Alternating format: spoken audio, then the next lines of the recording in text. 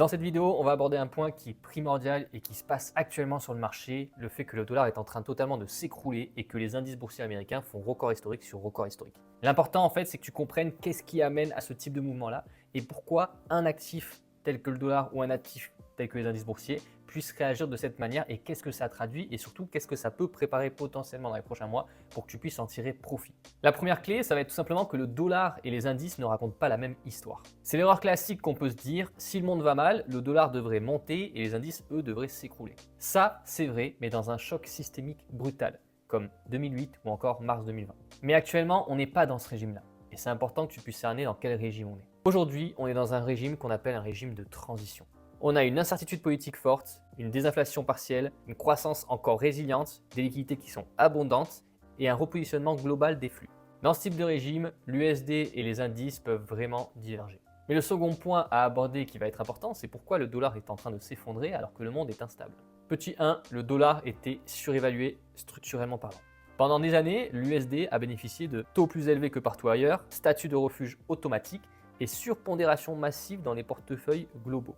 Résultat, un positionnement long extrême sur l'USD. Mais aujourd'hui, l'ambiance est tout autre. On a la Fed qui est en fin de cycle, on a donc un différentiel de taux qui ne s'élargit plus. Le dollar ne s'effondre pas parce que tout va bien ailleurs, mais plutôt il corrige parce qu'il était trop cher. Petit 2, évidemment, on a les tensions côté US, Trump, tarifs, institutions, ça pénalise directement l'USD. Les marchés en fait commencent tout simplement à intégrer certains points. La politique US est instable et imprévisible, les tarifs c'est simplement égal à de l'inflation importée plus incertitude, et les attaques institutionnelles affaiblissent la crédibilité sur le long terme. L'USD n'est donc plus perçu comme un actif clean, sauf en panique extrême. Et quel est donc le résultat de tout ça? Des capitaux internationaux qui vont avoir une diversification hors USD, des flux vers l'euro, le yen japonais, le franc suisse, l'or et les actifs réels. Troisième point, on a une dédollarisation, qu'on appelle ça marginale. Je vous arrête tout de suite, ce n'est pas le dollar va mourir, mais les banques centrales, les fonds souverains et les investisseurs globaux réduisent à la marge leur dépendance au USD, tout simplement. Et même si ça peut s'agir de petits ajustements, on ressent quand même une pression structurelle énorme sur le dollar. Maintenant, on va voir pourquoi les indices du coup font des ATH. Et c'est là que ça devient intéressant. Comme le point d'avant, on va le détailler en différentes sections. Petit 1, déjà les indices sont nominatifs, pas réels. Un indice boursier monte en valeur nominale. Si le dollar baisse, la liquidité est abondante, et si les actifs réels sont recherchés. Les actions montent mécaniquement, même si le monde est instable. En clair, les indices montent aussi parce que la monnaie à laquelle ils sont libellés baisse. Deuxième point, les indices sont une protection face aux incertitudes monétaires. En fait, tout simplement, quand on va avoir du coup la monnaie qui se fragilise, la visibilité politique qui baisse et les obligations qui sont moins attractives, les investisseurs en fait ils préfèrent tout simplement les entreprises, le cash flow, le pricing power et les actifs réels.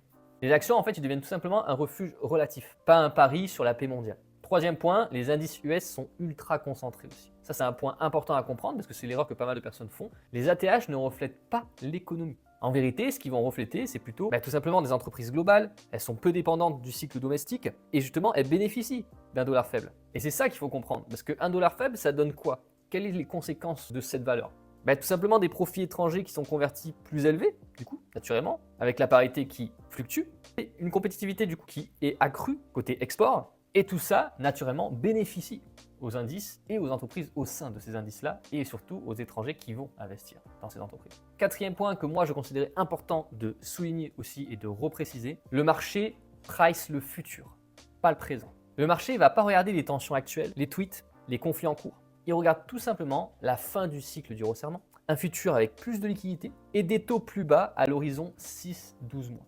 Les indices montent tout simplement avant que l'économie se dégrade. Et pour conclure cette vidéo, pourquoi du coup cette divergence entre dollar et indice est typique dans ce genre de régime? Parce qu'en fait, tu es tout simplement dans un régime où du coup, le dollar corrige un excès structurel, les actifs risqués montent grâce à la liquidité, et l'or monte aussi. Ce qui est très révélateur, quand un or monte, ça illustre énormément le contexte dans lequel on est. Parce que tout simplement, quand action plus or monte en même temps, ce n'est pas un régime optimiste. Mais ça illustre tout simplement un régime de protection contre la monnaie. Pour résumer tout ce qu'on a abordé dans cette vidéo, le dollar ne baisse pas parce que tout va bien, le dollar baisse parce qu'il était trop cher, la crédibilité politique US du coup se fragilise et le monde diversifie du coup ses risques. Et les indices du coup ne montent pas parce que le monde est stable, mais ils montent parce que la liquidité revient, les actifs réels sont privilégiés, le dollar baisse et les marchés anticipent tout simplement la suite du cycle. Cette vidéo elle avait pour but de te faire comprendre ces notions-là, de comprendre qu'en fait quand un actif te propose des mouvements qui ne sont pas habituels, qui paraissent un peu hors normes, et qui sortent complètement du quotidien niveau volatilité et surtout zone de prix fréquentée,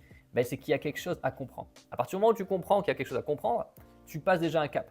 Ensuite, l'assimiler et l'interpréter, c'est ce qui te fait passer à des steps complètement supérieurs. C'est justement pourquoi tu peux rejoindre mon canal dans la description qui aborde ce type de sujet-là et c'est ce que j'apprends aux personnes que j'accompagne au quotidien et ce que je duplique sur les réseaux, que ce soit sur Instagram au nom de Smart Invest ou encore sur TikTok, qu'il faut tout simplement s'éduquer en économie. C'est ce qui a fait que j'achète l'or depuis les 3400, 3500, 3600 parce que en fait, j'avais cerné en amont ce contexte-là, ce régime-là et j'ai pu en tirer profit parce que ça, ton graphique ne te le donne pas.